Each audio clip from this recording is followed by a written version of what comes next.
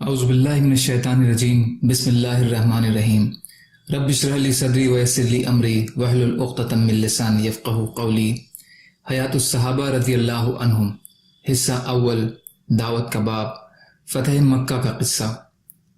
حضرت سہیل بن عمرو رضی اللہ تعالیٰ عنہ فرماتے ہیں، جب حضور صلی اللہ علیہ وسلم مکہ میں داخل ہوئے اور مکہ والوں پر غالب آ گئے، میں اپنے گھر میں گھس گیا اور میں نے اپنے گھر کا دروازہ بند کر لیا اور میں نے اپنے بیٹے عبداللہ بن سہیل کو بھیجا کہ جا کر محمد صلی اللہ علیہ وسلم سے میرے لیے امن لے آؤ، کیونکہ مجھے خطرہ ہے کہ مجھے قتل کر دیا جائے گا۔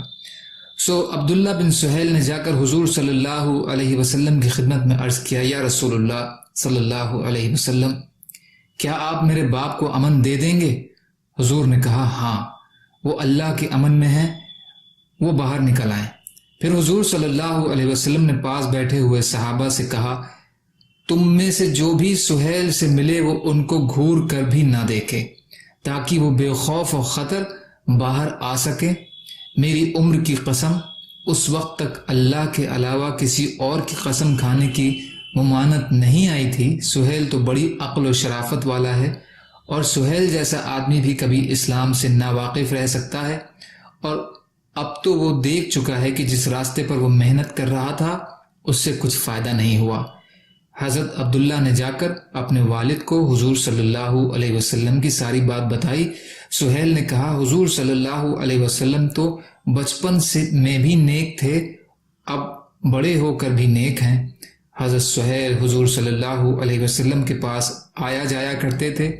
شرک کی حالت میں ہی وہ غزوہ حنین میں حضور صلی اللہ علیہ وسلم کے ساتھ گئے، یہاں تک کہ وہ جعرانہ میں مسلمان ہو گئے، اور اس دن حضور صلی اللہ علیہ وسلم نے ان کو مال غنیمت میں 100 اونٹ دیے۔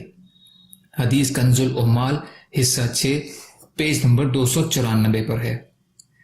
حضرت عمر بن الخطاب رضی اللہ تعالیٰ عنہ فرماتے ہیں کہ فتح مکہ کے دن حضور صلی اللہ علیہ وسلم نے آدمی بھیج کر صفوان بن امیہ اور ابو سفیان بن حرب اور حارث بن ہشام رضی اللہ عنہم کو بلایا۔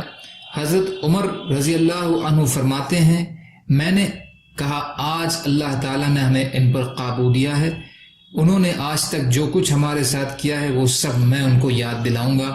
کہ اتنے میں حضور صلی اللہ علیہ وسلم نے ان سے یہ فرمایا کہ میری اور تمہاری مثال تو ایسی ہے جیسے کہ حضرت یوسف علی نبینا و علیہ الصلاۃ والسلام نے اپنے بھائیوں کو کہا تھا، جس کا ترجمہ ہے، کچھ الزام نہیں تم پر آج، بخشے اللہ تم کو، اور وہ ہے سب مہربانوں سے مہربان۔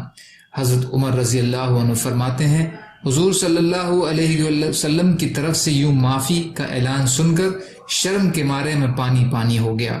اگر بے سوچے سمجھے میری زبان سے کوئی بات نکل جاتی تو کتنا برا ہوتا، جبکہ حضور صلی اللہ علیہ وسلم ان سے یہ فرما رہے ہیں۔ حدیث کنز العمال حصہ 5 پیج نمبر 292 پہ ہے۔ حضرت ابن ابی حسین فرماتے ہیں کہ جب حضور صلی اللہ علیہ وسلم نے مکہ فتح فرمایا تو آپ بیت اللہ میں داخل ہوئے، پھر آپ صلی اللہ علیہ وسلم نے باہر آ کر دروازے کے دونوں بازوؤں پر ہاتھ رکھ کر کفار سے فرمایا، تم کیا کہتے ہو؟ سہیل بن عمرو نے کہا، ہم آپ صلی اللہ علیہ وسلم کے بارے میں بھلائی کا گمان رکھتے ہیں، آپ کرم فرمائیے، اور کرم فرما بھائی کے بیٹے ہیں، اور آپ ہم پر قابو پا چکے ہیں، اور یہ بات مشہور ہے کہ کریم آدمی قابو پا کر معاف کر دیا کرتا ہے۔ آپ صلی اللہ علیہ وسلم نے فرمایا، میں بھی تم سے وہی کہتا ہوں جو میرے بھائی حضرت یوسف علیہ السلام نے اپنے بھائیوں سے کہا تھا، کہ کچھ الزام نہیں تم پر آج۔ اصابہ حصہ 2 پیج نمبر 93۔ حضرت ابو ہریرہ رضی اللہ تعالیٰ عنہ ایک لمبی حدیث بیان فرماتے ہیں، جس میں یہ ہے کہ پھر آپ صلی اللہ علیہ وسلم کعبے میں داخل ہوئے اور اس کے دروازے کے دونوں بازوؤں کو پکڑ کر آپ صلی اللہ علیہ وسلم نے فرمایا، تم میرے بارے میں کیا کہتے ہو اور کیا گمان رکھتے ہو؟ انہوں نے کہا، ہم یہ کہتے ہیں کہ آپ صلی اللہ علیہ وسلم ہمارے بھتیجے اور چچا زاد بھائی ہیں، اور بڑے بردبار اور مہربان رحم کرنے والے ہیں۔ انہوں نے یہ بات 3 مرتبہ کہی۔ آپ صلی اللہ علیہ وسلم نے فرمایا، میں بھی تم کو وہی کہتا ہوں جو یوسف علیہ السلام نے اپنے بھائیوں سے کہا تھا، جس کا ترجمہ ہے، کچھ الزام نہیں تم پر آج، بخشے اللہ تم کو، اور وہ ہے سب مہربانوں سے مہربان۔